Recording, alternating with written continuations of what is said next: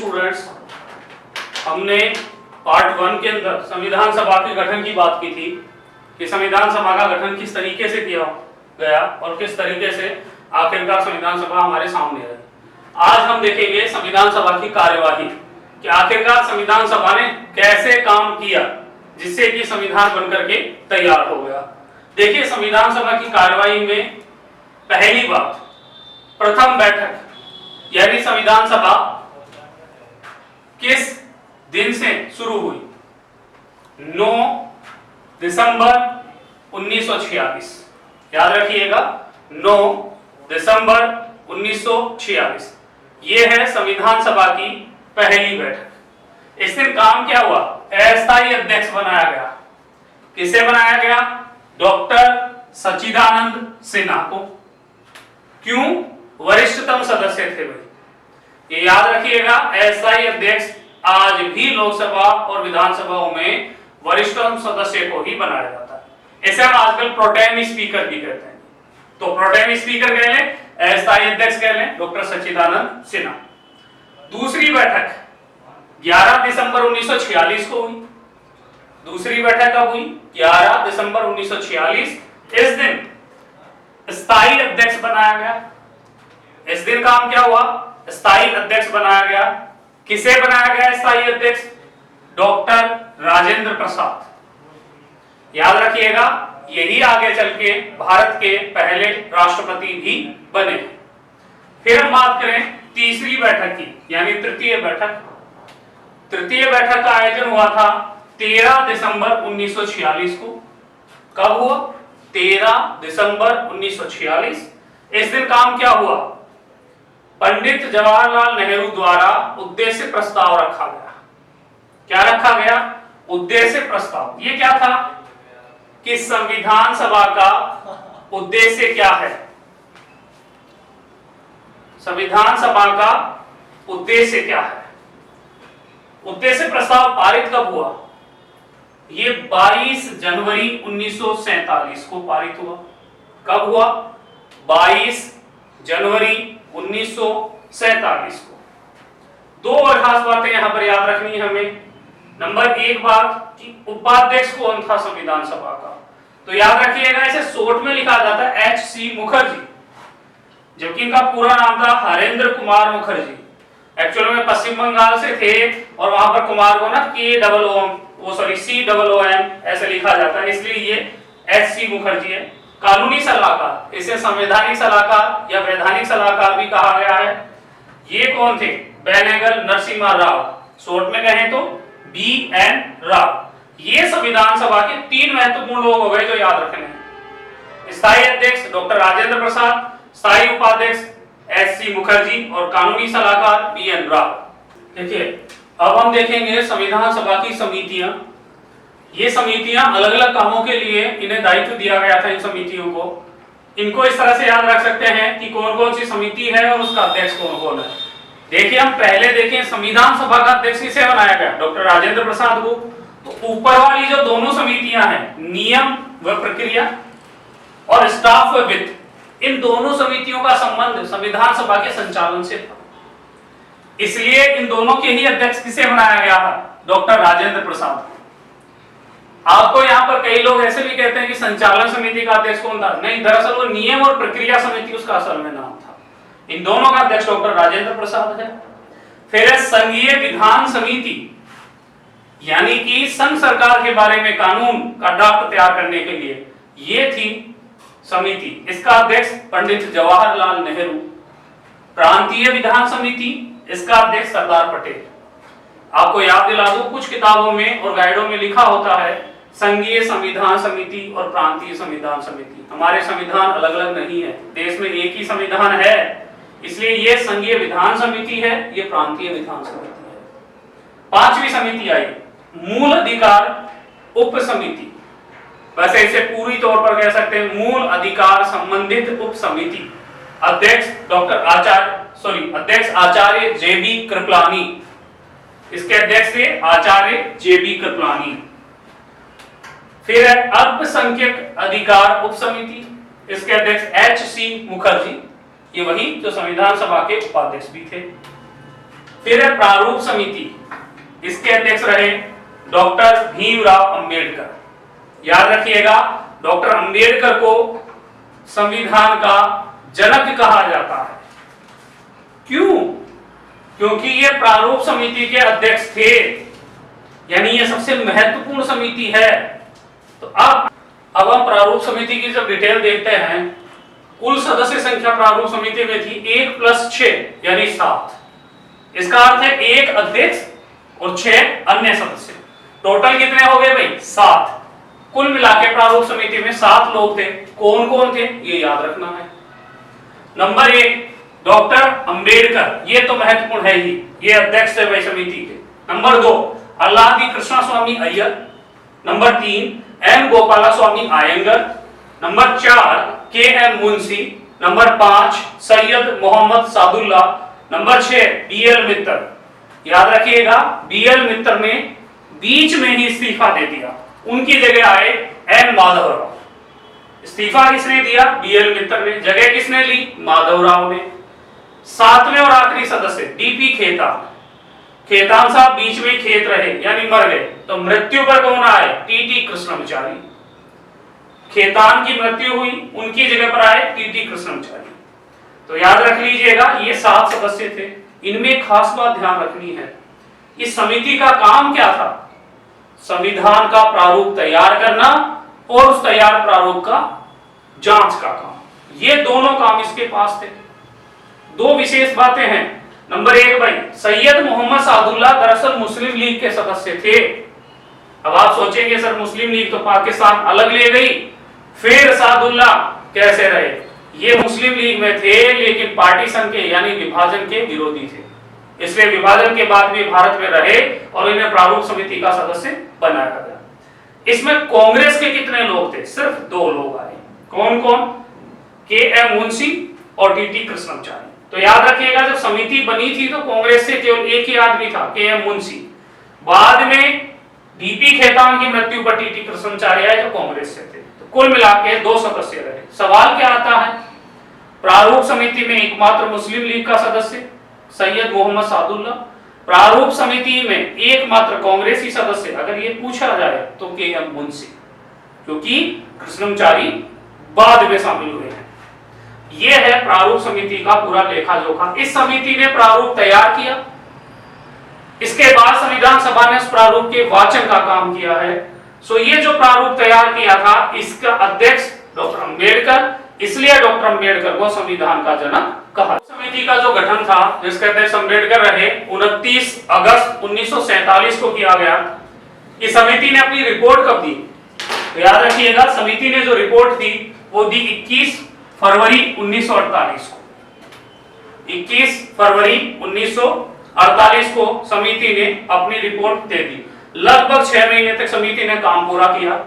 अब जब रिपोर्ट दी गई ना, वो प्रारूप था संविधान का, उस प्रारूप के ऊपर पूरी संविधान सभा ने मिलकर के वाचन का काम किया। तो 3 वाचन हुए थे संविधान सभा में, याद रखिएगा। इसमें से सवाल भी आते हैं और ये कंफर्म हमें याद रखना है। पहला जो वाचन था वो 4 नवंबर 1948 से 9 नवंबर 1948 तक, 4 नवंबर 1948 से 9 नवंबर 1948 तक ये वाचन 6 दिन में हुआ। इस वाचन में दरअसल पूरे ड्राफ्ट को यानी प्रारूप को सभी सदस्यों को पढ़ के सुनाया गया। उसके बाद दूसरा वाचन हुआ, ये बहुत लंबा था, 15 नवंबर 1948 से 17 अक्टूबर 1949 तक, लगभग 11 महीने तक ये वाचन हुआ है। इस वाचन में खास बात रही, इसमें सभी सदस्यों ने अपनी राय प्रस्तुत की, सभी अनुच्छेदों पर, सभी बिंदुओं पर विचार किया गया, फिर एक आम सहमति बनाई गई और उनमें जो परिवर्तन किया जाना था प्रारूप में, वो परिवर्तन भी किए गए। इसलिए ये वाचन इतना लंबा हुआ। फिर जब पूरा काम हो गया तो तीसरा वाचन हुआ 14 नवंबर 1949 से 26 नवंबर 1949 तक। इस वाचन में दूसरे वाचन द्वारा बनाई गई सहमति के बाद नए बने हुए संविधान को सभी सदस्यों को पढ़ के फिर से सुनाया गया और आखिर में संविधान निर्माण का कार्य संपन्न हो गया। कब हुआ भाई? 26 नवंबर 1949 को। कब हुआ? 26 नवंबर 1949 को। ये 11वां अधिवेशन था संविधान सभा का।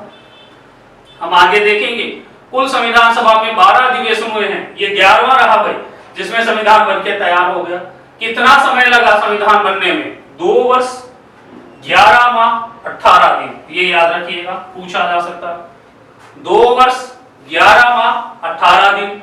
कुल खर्च राशि, कितना अमाउंट संविधान बनाने में खर्च हुआ?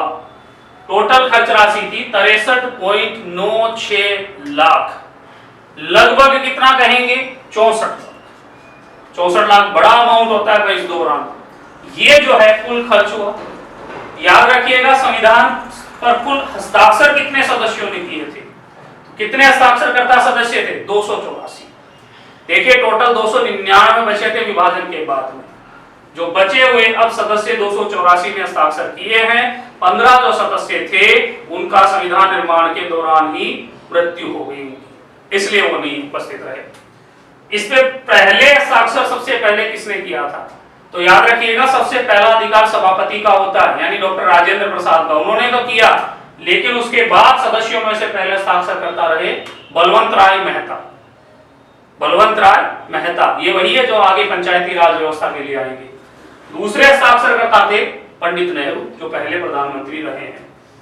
इनके कंप्लीट इस तरह से हमारा संविधान बनकर के और तैयार हो गया। कब तैयार हुआ? 26 नवंबर 1949 को। विधानसभा के कुल अधिवेशन, देखिए कुल अधिवेशन हुए थे 12। हमने देखा 11वां अधिवेशन जो था 26 नवंबर 1949 को, जिस दिन संविधान बनके तैयार हो गया। अब ये 12वां क्यों हुआ और कब हुआ? तो 12वां अधिवेशन हुआ था 24 जनवरी 1950 को। ये अंतिम था भाई। कई बार सवाल ये भी आता है संविधान सभा की अंतिम बैठक, तो भी हमें यही डेट याद रखनी है 24 जनवरी 1950। क्या हुआ इस दिन काम? तो याद रखिएगा 24 जनवरी 1950 को संविधान सभा के जो सभापति थे या अध्यक्ष थे, कौन थे?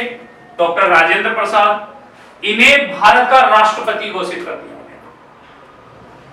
तो यह सवाल आता है डॉक्टर राजेंद्र प्रसाद को राष्ट्रपति कब घोषित किया गया? 24 जनवरी 1950 को। किसने किया था? संविधान सभा ने अपनी अंतिम बैठक में। वो अंतिम अधिवेशन था कौन सा? 12। अब एक बात ध्यान में रखिएगा भाई, संविधान निर्माण का जो काम था वो 26 जनवरी 1949 को हो गया था, ये हमने देखा। इसलिए इस दिन को कहा जाता है राष्ट्रीय विधि दिवस। क्या कहा जाता है? राष्ट्रीय विधि दिवस, क्योंकि इस दिन हमारा संविधान बन गया था। लेकिन यह लागू नहीं किया गया था। लागू किस दिन किया गया? 26 जनवरी 1950 को। इसलिए यह दिन क्या कहलाया? गणतंत्र दिवस। तो ध्यान में रखिएगा 26 जनवरी को हम मनाते हैं गणतंत्र दिवस और 26 नवंबर को हम मनाते हैं विधि दिवस। ये दोनों में अंतर है। अब यहां पर एक खास बात हमें ध्यान रखनी है। आजकल ना इसमें से भी सवाल आ गए हैं, स्पेशली आरपीएससी में बहुत बार इसमें से क्वेश्चन आए। देखिए संविधान लागू कब हुआ? 26 जनवरी 1950 को। लेकिन यहां हमें ध्यान में रखना है 15 अनुच्छेद 26 नवंबर 1949 से लागू। संविधान के 15 अनुच्छेद ऐसे थे जो 26 नवंबर 1949 को ही लागू कर दिए गए। क्यों किए गए? क्योंकि वो बहुत जरूरी अनुच्छेद थे। तो कौन कौन से थे वो याद रखना है। इसमें हमें ध्यान में रखना अनुच्छेद कौन कौन से आएंगे। तो 5, 6, 7, 8, 9, ये सब के सब जो अनुच्छेद थे पांचों शुरू में, ये तो है नागरिकता के। किसके थे? नागरिकता के। ये सब के सब नागरिकता के थे। ये सब लागू हो गए थे भाई साथ में ही। अनुच्छेद 60 लागू हो गया था। 60 का संबंध किससे है? राष्ट्रपति से। उसके बाद देखें अनुच्छेद 324 लागू हुआ। ये भी पहले लागू कर दिया गया। इसमें था ईसी, इलेक्शन कमीशन, निर्वाचन आयोग। इसके अलावा जो है अनुच्छेद आया 366। 366 जो अनुच्छेद था, इसका जो संबंध है वो अस्थायी संक्रमणकालीन उपबंधों से है। ये कुछ उपबंध ऐसे थे जो कुछ आज भी हैं, कुछ हटा दिए गए, पर संविधान सभा ने कहा था कि कुछ समय के लिए है। इसमें अनुच्छेद 366 है, अनुच्छेद 367 है, अनुच्छेद 372 है, अनुच्छेद 380 है। ये सब अस्थायी संक्रमणकालीन अनुच्छेद थे। और फिर 388। इनके अलावा अनुच्छेद जो पहले लागू हो गए थे वो अपने पास में रहे, अनुच्छेद 391, 392 और 393।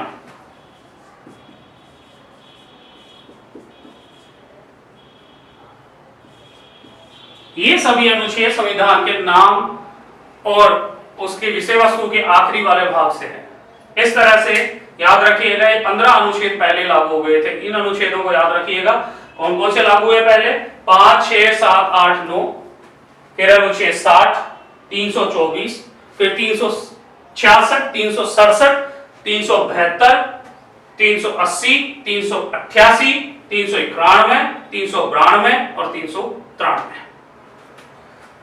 ये हमारा संविधान जो बनके तैयार हुआ उस समय ही लागू कर दिया गया, यानी 26 नवंबर 1949 को ही लागू कर दिया गया था। अब तो जो संविधान 26 नवंबर 1949 को बना, उसमें क्या क्या बनाया गया? वो जो बना था ना, वो मूल संविधान है। आज बहुत सारे परिवर्तन हो गए। कई बार सवाल आता है मूल संविधान में क्या क्या था। तो इसमें अनुच्छेद, अनुसूचियां और भाग ये देखेंगे कितने कितने थे। तो याद रखिएगा, अनुच्छेद थे 395, अनुसूचियां थी 8 और भाग थे 22। इस लिहाज से अगर हम देखें तो एक बात याद रख लेना, ये विश्व का सबसे बड़ा संविधान बना। विश्व का सबसे बड़ा संविधान। देखिए, संविधान सभा की कार्यवाही हमने देखी है। यहां पर एक सवाल जरूर उठता है, क्या संविधान सभा ने संविधान मौलिक रूप से तैयार किया, यानी सब कुछ खुद लिखा था? इस पर कई बार बहस या वाद विवाद की विषय वस्तु बनती है। बिल्कुल भारतीय संविधान को मौलिक कहेंगे, लेकिन फिर भी हमने बहुत सारी चीजें दुनिया के दूसरे संविधानों से ली है या फिर उनसे ग्रहण की है। वो क्या क्या चीजें थी और क्या हमारे स्रोत रहे? देखिए, जब हम संविधान के स्रोत की बात करते हैं, सबसे बड़ा स्रोत भारत शासन अधिनियम 1935। ये ब्रिटिश सरकार ने भारत के लिए पारित किया था। इस कानून को सबसे बड़ा स्रोत मान सकते हैं, क्योंकि संविधान का अधिकांश हिस्सा इसी से लिया गया है। इसके बाद हम विदेशी स्रोतों की बात करें तो हमने ब्रिटेन से क्या क्या ग्रहण किया। काफी चीजें हमारे पास ब्रिटेन के जैसी ही है। क्या क्या हमने लिया? एकल नागरिकता। देखो, भारत आगे बढ़ेंगे, एक संघीय देश है और दुनिया के सभी संघीय देशों में दोहरी नागरिकता होती है, यानी कि 2 नागरिकता होती है, देश की और उसके राज्य की। भारत में एकल है। हालांकि जब हम ये चैप्टर पढ़ेंगे नागरिकता का, हम देखेंगे एक राज्य अपवाद है, जम्मू कश्मीर। वहां के नागरिकों को दोहरी नागरिकता मिलती है। दूसरी चीज हमने ली संसद व संसदात्मक शासन। कई गाइडों में लिखा था संसदीय शासन प्रणाली, एक ही बात है। कईयों में लिखा था प्रधानमंत्री का पद व मंत्रिमंडलीय प्रणाली, वो भी एक ही बात है। ये सब एक ही प्रणाली के अलग अलग नाम हैं। हमने संसदात्मक शासन प्रणाली किससे ली है? ब्रिटेन से। और संसद की कॉन्सेप्ट भी हमने ब्रिटेन से ली है। फिर है विधि निर्माण की प्रक्रिया, यानी कानून कैसे बनाया जाए, ये भी हमने ब्रिटेन से ही सीखा है, वहीं से लिया है। IAS यानी अखिल भारतीय सेवा के जो अधिकारियों का पद है और जो पूरा उनका ड्राफ्टिंग है, वो हमने यहीं से लिया है। केग का पद, नियंत्रक व महालेखा परीक्षक। हिंदी में कहें तो नियंत्रक व महालेखा परीक्षक, ये आगे पढ़ेंगे, अनुच्छेद 148 में लिखा गया है, हमने यहीं से लिया है। आखिरी चीज जो हमने ब्रिटेन से ली, विधि का शासन। देखो एक बार यूपीएससी में सवाल आया था तो थोड़ा उल्टा आया था कि विधि का शासन किसने दिया है। ब्रिटेन से हमने लिया है, लेकिन ब्रिटेन ने कहां से लिया था? ब्रिटेन ने लिया था, एक विद्वान आया था डाइसी। ये असल में, चाहे आप यहां पर ब्रैकेट में लिख लीजिएगा, ये डाइसी का सिद्धांत है भाई। डाइसी कौन था? एक विद्वान था राजनीति विज्ञान का। इसने यह सिद्धांत दिया था विधि का शासन। इससे ब्रिटेन ने लिया और ब्रिटेन से एज इट इज हमने ले लिया है। अब जरा देखें हमने जापान से क्या लिया। ये बड़ा इंपॉर्टेंट है भाई, पूछा जाता है। एक ही शब्दावली ली है सिर्फ, विधि द्वारा स्थापित प्रक्रिया का सिद्धांत। इस शब्द को याद रख लीजिएगा। ये चार जो शब्द है ना, ये बहुत काम के हैं। विधि द्वारा स्थापित प्रक्रिया। यहां बच्चे बड़ा कंफ्यूज होते हैं।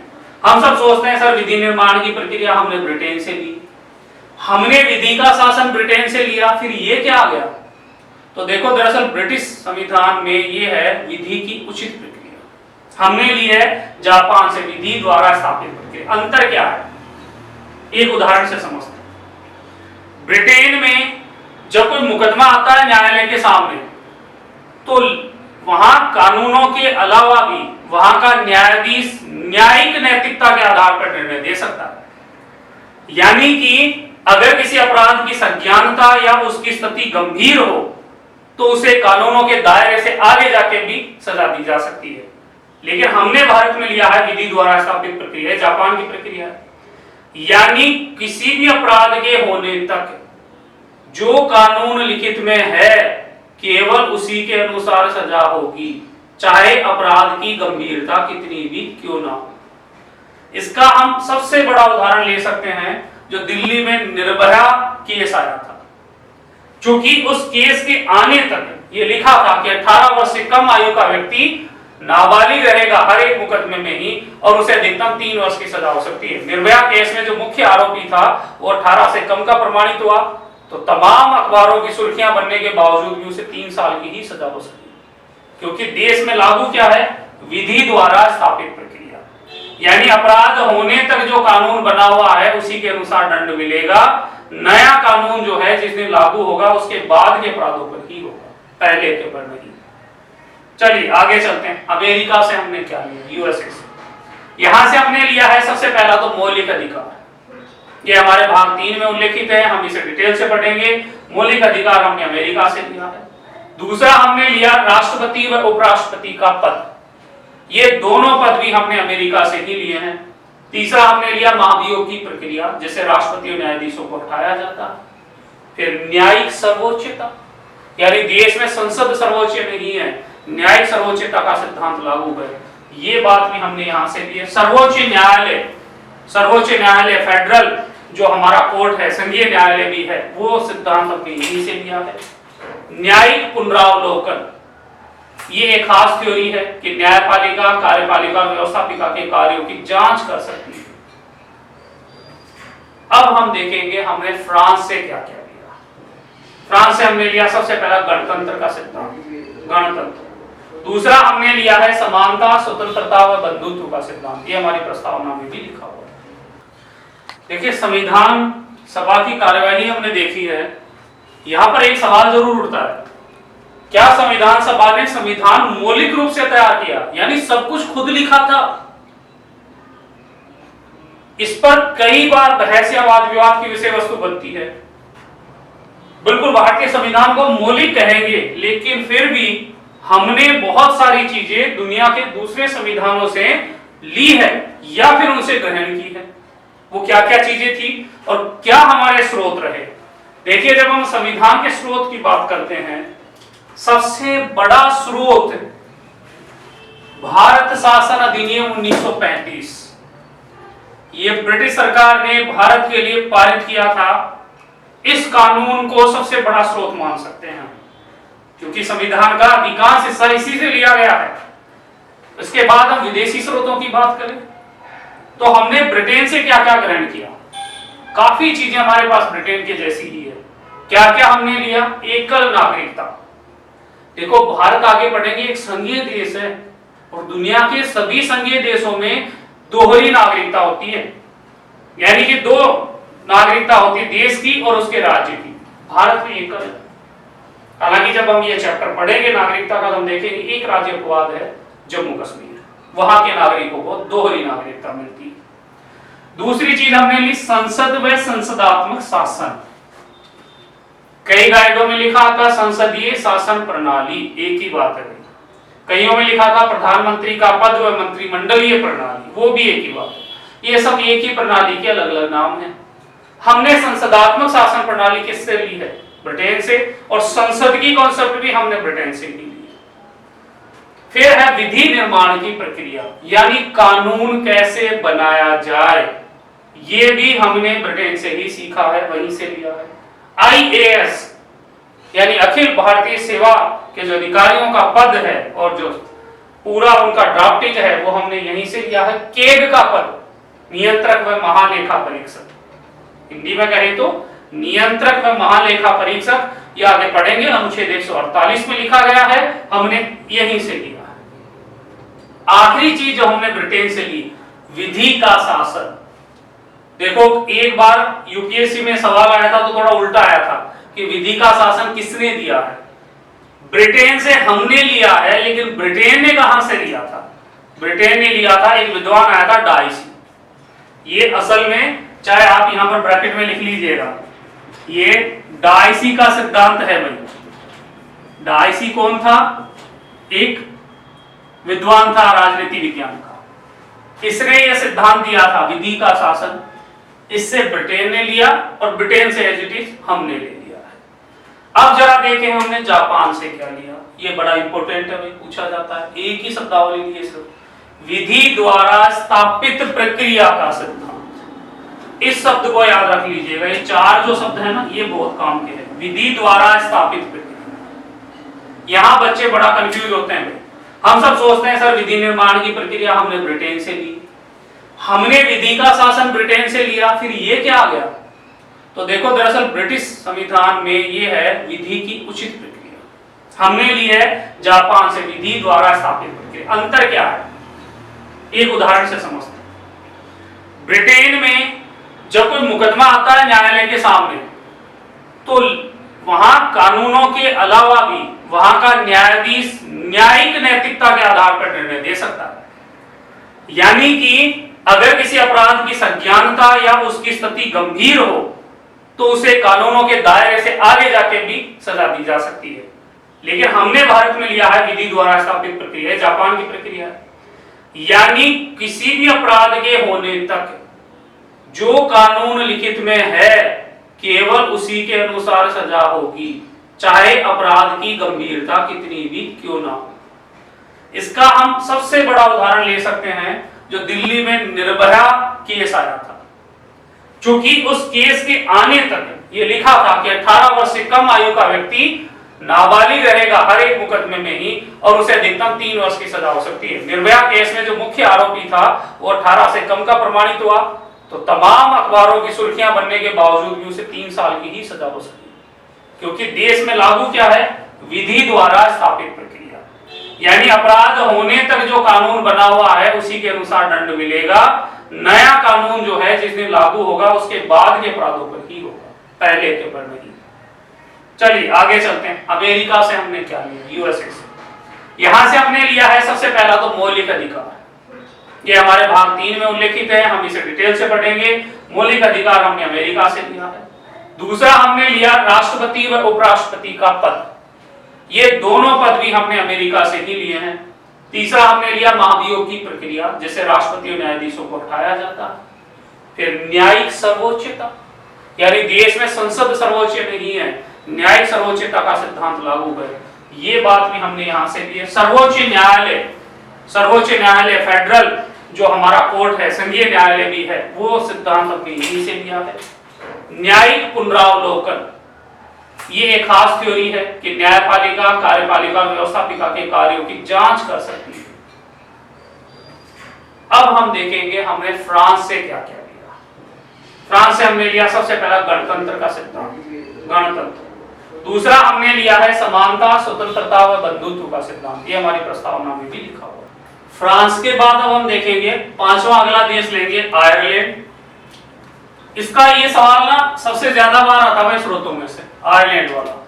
आयरलैंड से हमने सबसे महत्वपूर्ण चीज ली, नीति निदेशक तत्व, यानी कि अगर हम कहें directive principles of state policy, ये हमने आयरलैंड से लिया। उसके बाद हमने लिया राष्ट्रपति का निर्वाचक मंडल, कि राष्ट्रपति को चुनेगा कौन, ये बात भी हमने आयरलैंड से ली है। राज्यसभा में मनोनीत सदस्य, हम आगे पढ़ेंगे, राज्यसभा में 12 सदस्य राष्ट्रपति मनोनीत करता है, ये सिद्धांत भी हमने आयरलैंड से लिया। पर इसमें सबसे महत्वपूर्ण वाली बात यही है भाई, ये तो पक्के पक्के तौर पे याद रख लीजिएगा, नीति निदेशक तत्व ये हमने आयरलैंड से लिए हैं, directive principles of state policy. फिर हम देखेंगे सोवियत संघ यानी रूस, जिसे आजकल कहा जाता है।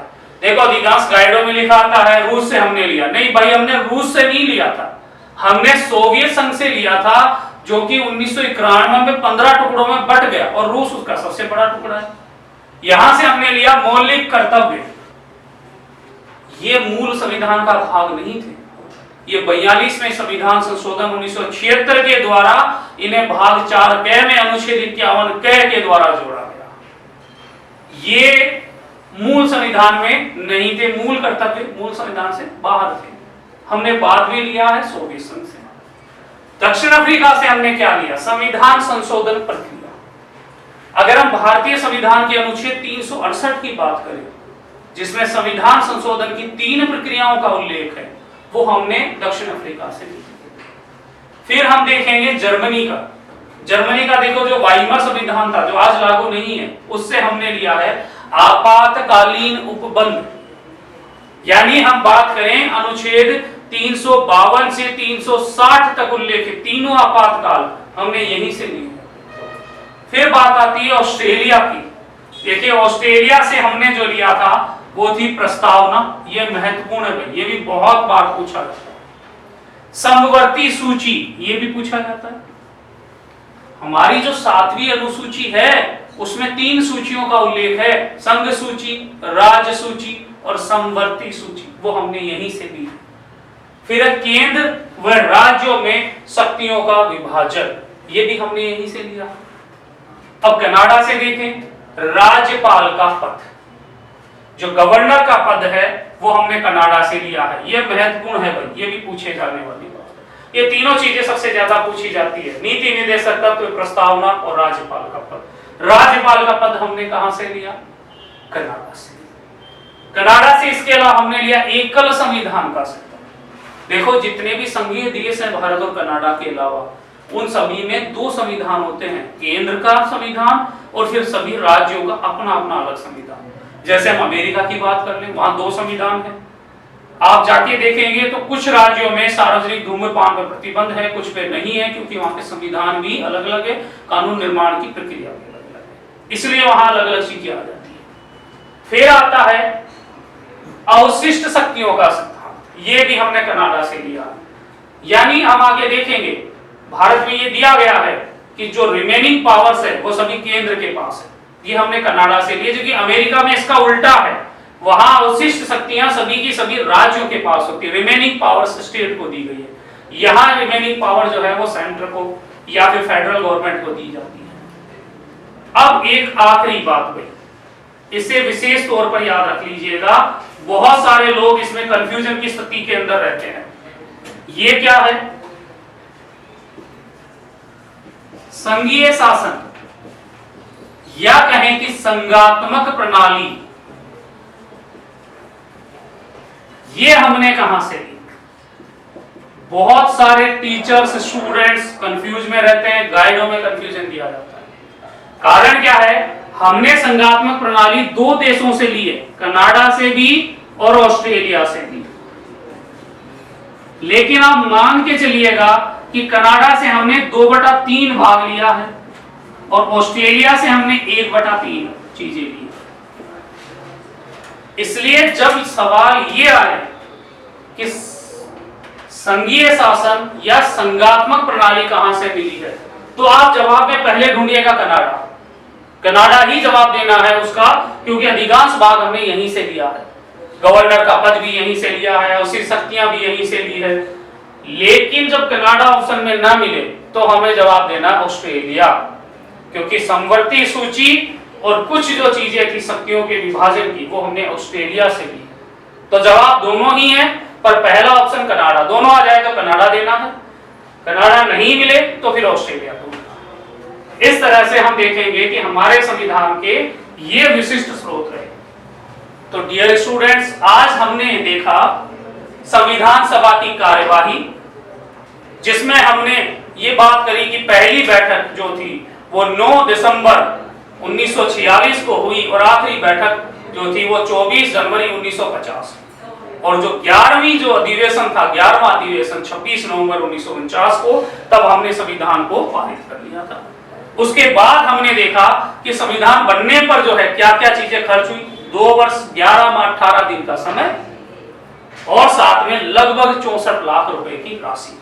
फिर हमने देखा संविधान के स्रोत क्या रहे। तो सबसे बड़ा स्रोत भारत शासन अधिनियम 1935, उसके बाद हमने विदेशी स्रोत देखे, जिसमें हमने ब्रिटेन को देखा, कनाडा को देखा, अमेरिका को देखा, हमने फ्रांस को देखा, जापान, जर्मनी, आयरलैंड, सोवियत संघ और दक्षिण अफ्रीका और ऑस्ट्रेलिया। इन सभी से हमने कुछ कुछ बातें ली है।